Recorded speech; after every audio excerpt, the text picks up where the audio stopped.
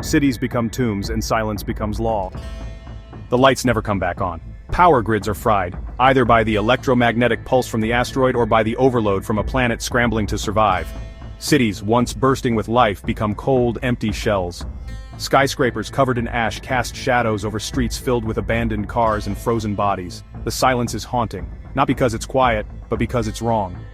We were always told technology would save us, but when the satellites go offline and the internet disappears, who are we without connection?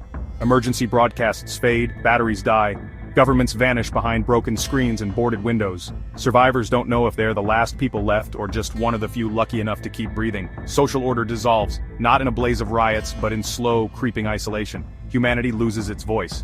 Your neighbors, gone. Your family, maybe out there, maybe not. People trade canned food for medicine, batteries for water filters. The rule of law becomes a distant concept, and even if the sky clears in a year or two, the damage is done. We've lost not just infrastructure, but the fragile trust that held our world together. What rebuilds faster, technology or trust?